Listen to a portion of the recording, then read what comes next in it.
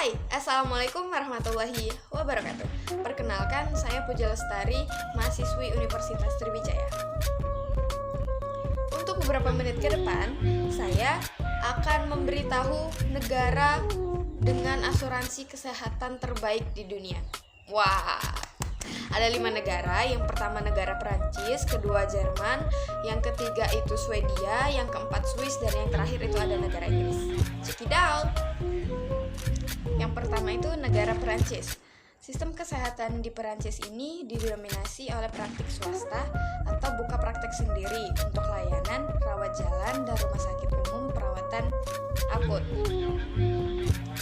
Semua penduduk di Perancis ini secara otomatis terdaftar sebagai anggota National Health Insurance atau NHI dengan dana asuransi berdasarkan status pekerjaan mereka.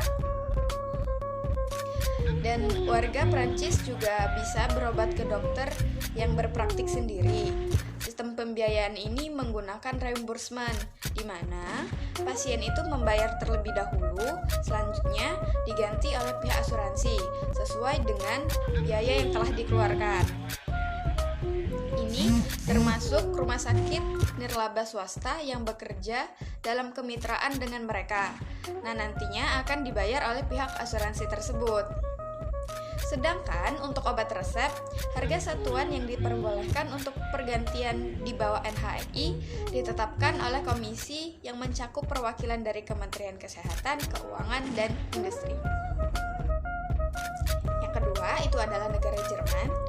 Sistem kesehatan di Jerman ini dimulai sejak abad pertengahan saat pengrajin menjadi anggota serikat pekerja. Nah, si serikat pekerja ini kemudian menyediakan jaminan kesehatan dalam bentuk asuransi, di mana tujuan utamanya itu adalah untuk menyediakan asuransi bagi pekerja yang terlibat dalam produksi industri dan industri. Nah, sistem kesehatannya itu terbagi menjadi 3. Yang pertama rawat jalan, rawat inap, dan fasilitas rehabilitasi. Dan juga institusi yang bertanggung jawab untuk menjalankan sistem perawatan kesehatan di Jerman ini adalah Badan Pengatur dan Kementerian Kesehatan, Federal Asosiasi, dan perwakilan penyedia jasa kesehatan, serta profesi medis dan perusahaan asuransi kesehatan.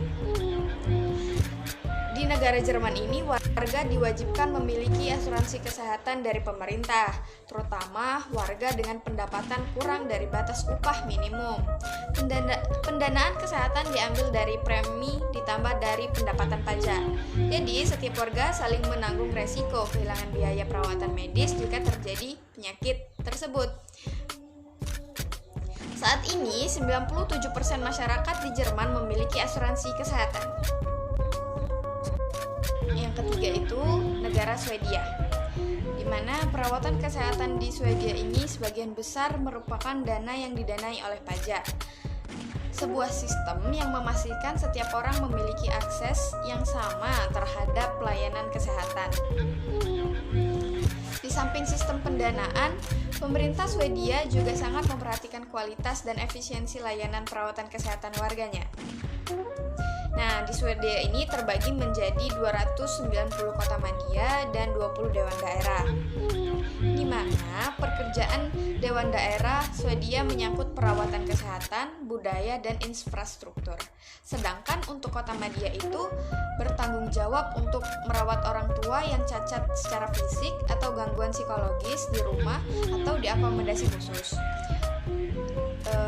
Terusnya, penyakit kronis yang memerlukan pemantauan dan pengobatan, dan seringkali pengobatan seumur hidup serta memberikan dukungan dan layanan untuk perawatan kesehatan sekolah. Kebijakan Swedia ini menyatakan bahwa setiap dewan harus menyediakan perawatan kesehatan dan medis berkualitas baik kepada masyarakat maupun pekerja untuk mempromosikan kesehatan yang baik bagi seluruh penduduk. Dewan daerah juga bertanggung jawab untuk perawatan gigi bagi penduduk setempat sampai usia 21 tahun. Wah, keren ya. Dan yang keempat itu ada negara Swiss, di mana perawatan kesehatan di Swiss ini bersifat universal dan diatur oleh Undang-Undang Federal Swiss mengenai asuransi kesehatan. Sebenarnya tidak ada layanan yang kesehatan gratis gitu yang disediain sama pemerintah Swiss ini. Tapi sebagai gantinya itu asuransi kesehatan swasta diwajibkan bagi semua orang yang tinggal di Swiss, maupun itu dalam waktu 3 bulan atau tinggal di negara tersebut. Nah, pegawai negeri dan kedutaan serta anggota keluarga mereka dikecualikan dari asuransi kesehatan wajib. Seluruh sistem kesehatan ini diarahkan pada tujuan umum, menjaga sistem tetap kompetitif melintasi garis-garis batas perusahaan, mempromosikan kesehatan masyarakat secara umum, dan mengurangi biaya sambil mendorong tanggung jawab individu. Nah, kita masuk ke negara yang terakhir ya, abis itu.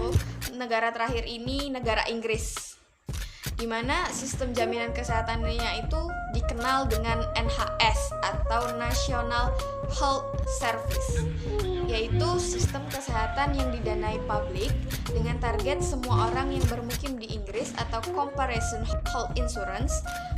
Menteri Kesehatan Inggris ini membentuk pelayanan kesehatan nasional NHS ini sebagai pelayanan kesehatan gratis komprehensif atau menyeluruh dan sudah tersedia untuk seluruh penduduk sejak tahun 1984. Sejak ini NHS dibagi menjadi 2 bagian. Yang pertama itu bagian yang mengatur strategi, kebijakan, dan isu-isu manajerial. Dan yang kedua yang mengatur semua aspek lain. Peralatan klinis terbagi menjadi peralatan utama yang melibatkan dokter apoteker, dokter gigi, perawat sekunder, perawatan tersier, dan sistem NHS ini tidak sepenuhnya sistem asuransi karena tidak ada premi yang dikumpulkan kayak gitu. Biaya juga tidak dibebankan pada tingkat. Nah, meskipun begitu, sistem ini mencapai tujuan utama dari asuransi, yaitu menyebarkan risiko kemungkinan yang timbul dari sakit sampai sehat. Oke, mungkin segitu dulu ya videonya. Saya ucapin terima kasih buat kalian yang udah nonton video ini. Dadah. Assalamualaikum warahmatullahi wabarakatuh.